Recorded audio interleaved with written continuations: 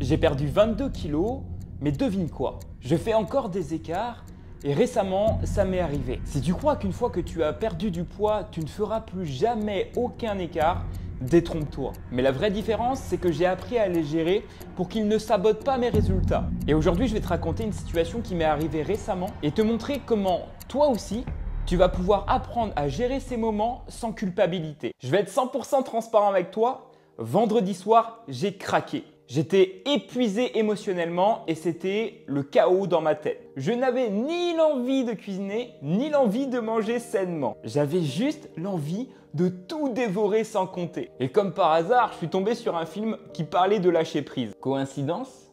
J'en ai fait une excuse parfaite. Je me suis dit, allez, au diable la discipline, j'y vais à fond. Et là, c'était festival. Chips à volonté, gâteau apéro, tuc avec du fromage, vin rouge et même un bol de céréales avec du lait. Résultat, j'ai pas mangé un repas sain et équilibré et en plus de ça, je me suis envoyé 1000 à 1500 calories en plus que ce que j'avais vraiment besoin de base. Avant de te dire ce qui a changé chez moi, entre ma réaction d'il y a quelques années quand je n'avais aucune capacité à gérer mes émotions et aujourd'hui, on va aller un chouille plus loin pour voir pourquoi on agit comme ça. Parce que ces écarts ne sont pas juste une question de volonté ou de manque de discipline. 1. Le cerveau cherche en permanence du réconfort. On appelle ça le système de récompense. Quand tu es fatigué, stressé ou émotionnellement épuisé, ton cerveau va chercher une solution rapide pour te procurer du plaisir et relâcher la pression. Et la nourriture, en particulier les aliments riches en sucre ou en gras, active notre système de récompense pour libérer de la dopamine, l'hormone du plaisir. C'est pour ça que sous stress, on va avoir plus tendance à se tourner facilement vers des chips, vers du chocolat, plutôt que des bons brocolis. En 2, le déficit calorique. Les restrictions alimentaires ont tendance à pousser vers des compulsions alimentaires. Si tu es en déficit calorique prolongé ou que tu restreins trop d'aliments, ton cerveau perçoit ça comme une menace. Il va alors te pousser à compenser avec des envies plus fortes et plus impulsives. Et c'est exactement ce qui m'est arrivé. Je m'entraînais 7 jours sur 7 sur les 30 derniers jours, sans ajuster mes calories.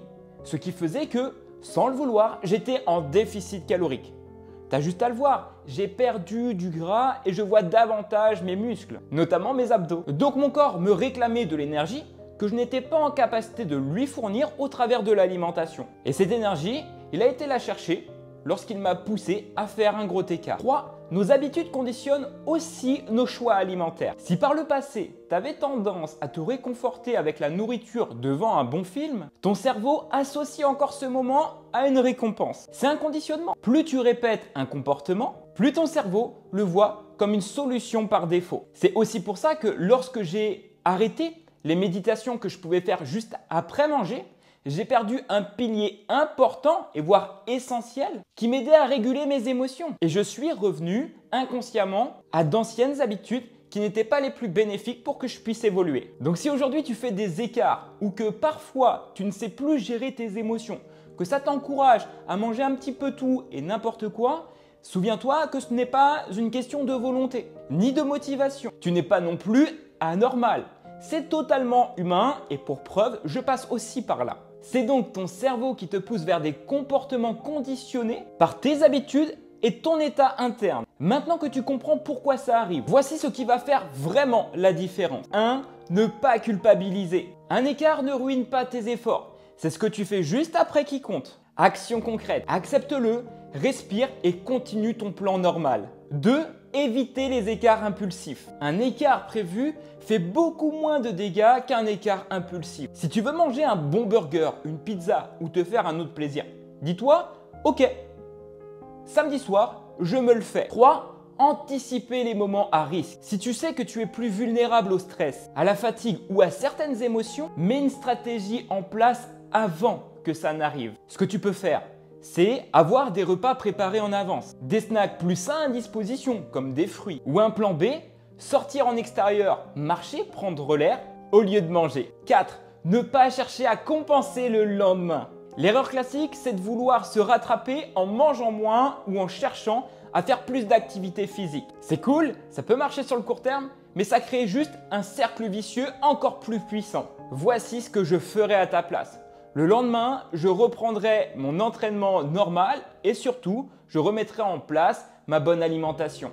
Et tout ça comme si de rien n'était. Parce que mon objectif, c'est seulement d'avancer, de devenir meilleur. Il faut que tu retiennes cette phrase. Un repas ne fait pas ta réussite ou ton échec. Ce sont tes habitudes et ta progression qui comptent sur le long terme. Ici, on ne vise pas la perfection, on vise la constance et la régularité. Et si tu penses qu'il faut être 100% parfait pour réussir, tu vas te planter. Mais si tu construis un mode de vie et un état d'esprit où un écart ne ruine pas tout, alors c'est là que tu gagnes et que tu deviens un champion. Si cette vidéo t'a aidé et que tu veux à ton tour aider une personne qui se retrouve parfois dans cette situation, pense à mettre un pouce bleu. Et aussi, dis-moi dans les commentaires, ça t'est déjà arrivé de faire un écart et de culpabiliser après? Et surtout, comment tu le vis? Crois-moi, tu n'es pas seul et ce message pourra apporter beaucoup de réconfort à d'autres. Et si tu veux profiter de davantage de vidéos sur la perte de poids et la transformation physique, alors pense à t'abonner. On se retrouve très vite pour une prochaine vidéo. C'était Teddy.